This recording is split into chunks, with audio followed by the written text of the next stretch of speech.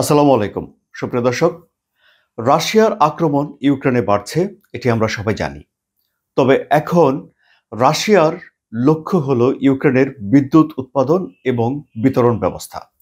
তারা যে হামলা চালাচ্ছে তা হলো ইউক্রেনের বিদ্যুৎ বিতরণ ব্যবস্থাকে ভেঙে দেওয়ার জন্যে।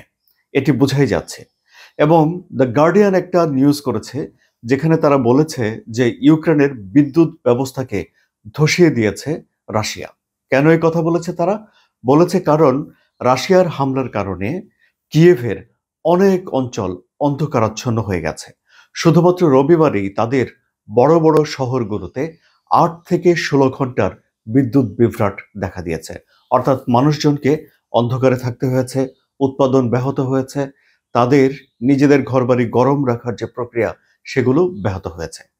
ইউক্রেনের বিদ্যুৎ উৎপাদন এবং সরবরাহের সঙ্গে তাদের এই যে তাপ সরবরাহের একটা সম্পর্ক রয়েছে। ইউক্রেনের কিছু কিছু শহরে সেন্ট্রালি তাপ সরবরাহ করা হয় যেন শীতের এই সময়টাতে তাদের ভবনগুলো শীতে জমে না যায়, মানুষ যেন আরামের সঙ্গে কমফোর্টের সঙ্গে থাকতে পারে। অন্ততপক্ষে ৭টি শহরে এই বিদ্যুৎ সরবরাহ ব্যবস্থা কিছুটা স্থিতিশীল করা হয়েছে বলে গণমাধ্যমগুলো জানিয়েছে। কিন্তু সেই সব শহরগুলোতেও বিদ্যুৎ বিভ্রাট হতে পারে বলে সেখানে নোটিশ দেওয়া হয়েছে, সাধারণ মানুষকে জানানো হয়েছে। এখন ইউক্রেনের এই বিদ্যুৎ সরবরাহ ব্যবস্থায় ব্যালিস্টিক ক্ষেপণাস্ত্র দিয়ে আঘাত করা হয়েছে এবং এই ক্ষেপণাস্ত্র ঠেকানো খুবই কঠিন বলে ইউক্রেনের রাষ্ট্রায়ত্ত টেলিভিশনগুলোতে জানানো হয়েছে। মানে তারাও এটি স্বীকার করছে যে তাদের বিদ্যুৎ অবকাঠামোর অবস্থা নাজুক করে দিয়েছে রাশিয়া। এখন প্রশ্ন হলো যে রাশিয়া কেন ইউক্রেনের এই বিদ্যুৎ বা জ্বালানি খাতকে টার্গেট করেছে? এখন রাশিয়া এই সময়টাতে এসে বিশ্লেষকরা যা বলছেন সেটি হলো যে শীত সমাগত এবং ইউক্রেনের শীত ভয়াবহ। এর আগেও ৩ বছর ধরে এই যুদ্ধ চলেছে এবং শীত এসেছে গেছে, কিন্তু এবারে ইউক্রেনের বিদ্যুৎ বিতরণ ব্যবস্থা বা জ্বালানি খাতের উপরে রাশিয়া যতটা চড়াও হয়েছে এর আগের বছরগুলোতে ঠিক এতটা চড়াও হয়নি।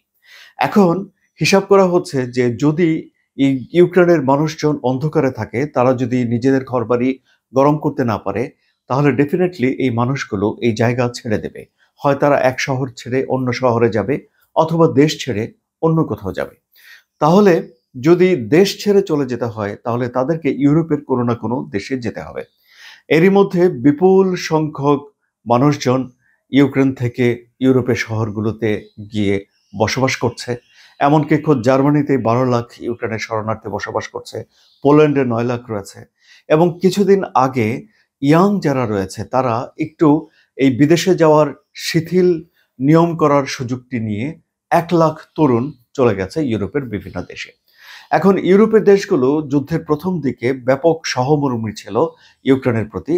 তারা তখন সবাইকে সাদরে গ্রহণ করেছে। কিন্তু এখন এই যুদ্ধটা দীর্ঘায়িত হওয়ার কারণে ইউক্রেনের শরণার্থীদের উপর নতুন যারা শরণার্থী হতে চাইছে তাদের ব্যাপারে ইউরোপের অনেক দেশে নেতিবাচক প্রতিক্রিয়া তৈরি হয়েছে। কেন তৈরি হয়েছে? কারণ এই যে যুদ্ধটা চলার কারণে আ ইউরোপের বাজারে মুদ্রাস্ফীতি বা মূল্যস্ফীতি দেখা দিয়েছে। জিনিসপত্রের দাম বেড়েছে। তাদের দেশের সাধারণ যারা নাগরিক রয়েছে তাদের জীবনযাত্রায় এর একটা নেতিবাচক প্রভাব পড়েছে।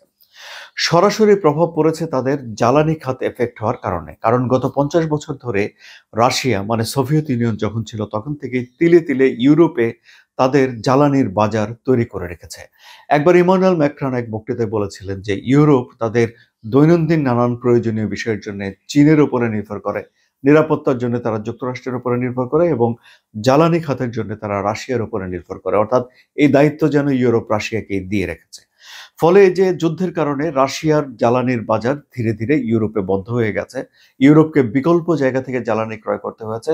ফলে সেখানে এক ধরনের মূল্যস্ফীতি, জিনিসপত্রের মূল্য বৃদ্ধি রয়েছে যেগুলো সাধারণ মানুষের মনে বিরূপ প্রতিক্রিয়া তৈরি করে। এখন তারা নতুন করে আর ইউক্রেনের শরণার্থী পেতে চাইবেন কিনা ইউরোপের মানুষজন সে নিয়ে নানা রকম প্রশ্ন রয়েছে। জনমত যেসব জরিপ হয়েছে সেসব জরিপগুলোতে তারা স্পষ্টই মতামত দিয়েছেন যে তারা মনে করেন যে যারা যুদ্ধ করার মতো সক্ষমতা রয়েছে তাদের উচিত ইউক্রেনের থেকেই নিজের মাতৃভূমিকে রক্ষা করা। সুতরাং এখন যদি একটা সেকেন্ড শরণার্থীদের ওয়েব তৈরি হয় যারা পোল্যান্ডে ঢুকতে চায় বা জার্মানিতে যেতে চায় বা অন্যান্য ইউরোপের দেশগুলোতে যেতে চায় এবং সেই ইউরোপের দেশগুলো যদি তাদেরকে সাদরে গ্রহণ না করে, তাহলে এখানে ইউরোপের ভেতরেই এক ধরনের মতবিরোধ তৈরি হয়ে যাবে এবং ইউরোপ তাদের নৈতিক অবস্থান হারাবে। সুতরাং রাশিয়া এখন বোঝাই যাচ্ছে যে টার্গেট করে ইউক্রেনের জ্বালানি খাতকে বা বিদ্যুৎ ব্যবস্থাকে ধসিয়ে দিতে চাইছে এবং তারা চাইছে যে ইউক্রেন থেকে একটা শরণার্থীদের ঢেউ উঠুক যারা ইউরোপে যাবে এবং ইউরোপ ইউক্রেনকে তাদের যে সুসম্পর্ক সেটি ভেঙে দিতে চাইছে রাশিয়া, যাতে করে তারা এই যুদ্ধ শেষ হলেও একটা জয়ী ভাইব দিয়ে একটা সুবিধাজনক অবস্থানে থেকে এই যুদ্ধ চালিয়ে যাওয়া অথবা শেষ করা অথবা যুদ্ধ থেকে সরে আসা, যে কোনো একটা সিদ্ধান্ত রাশিয়া নিতে পারে। ইউক্রেনের তরফ থেকে জানানো হয়েছে যে তাদের দক্ষিণাঞ্চলে অন্তত 2টি পারমাণবিক উপবিদ্যুৎ কেন্দ্র রাশিয়ার হামলায় ক্ষতিগ্রস্ত হয়েছে এবং এই পারমাণবিক উপবিদ্যুৎ কেন্দ্র ক্ষতিগ্রস্ত হওয়ার পর ইউক্রেন এখন জোর তাগিদ জানাচ্ছে যে ইন্টারন্যাশনাল অ্যাটমিক এনার্জি এজেন্সি, যারা বিশ্বব্যাপী পারমাণবিক শক্তি চর্চার বিষয়টিকে নিয়ন্ত্রণ করে, পর্যবেক্ষণ করে, তারা যেন রাশিয়ার বিরুদ্ধে একটা ব্যবস্থা নেয়, এরকম অনুরোধ তারা করছে। এমনকি এই ইউক্রেনের তরফ থেকে এখন চীন এবং ভারতের প্রতিও আহ্বান জানানো হচ্ছে যে তারা যেন রাশিয়াকে চাপ প্রয়োগ করে রাশিয়ার এই যুদ্ধ বন্ধ করার জন্য। কেন? কারণ চীন এবং ভারত রাশিয়ার ডিসকাউন্টের যে তেলের সবচেয়ে বড় ক্রেতা। যদিও ভারত তেল ক্রয় করা কিছুটা কমাচ্ছে, কারণ ভারতকে এখন যুক্তরাষ্ট্রের সঙ্গে একটা বাণিজ্য চুক্তি করতে হবে। যুক্তরাষ্ট্র শুধুমাত্র রাশিয়ার তেল ক্রয় করার কারণে ভারতের বিভিন্ন পণ্যের উপরে 25% এক্সট্রা ট্যারিফ আরোপ করে রেখেছে। সুতরাং এখন দেখা যাচ্ছে যে ডোনাল্ড ট্রাম্প রাশিয়ার উপরে তাদের দুটো তেল কোম্পানির উপরে স্যাংশন আরোপ করেছেন।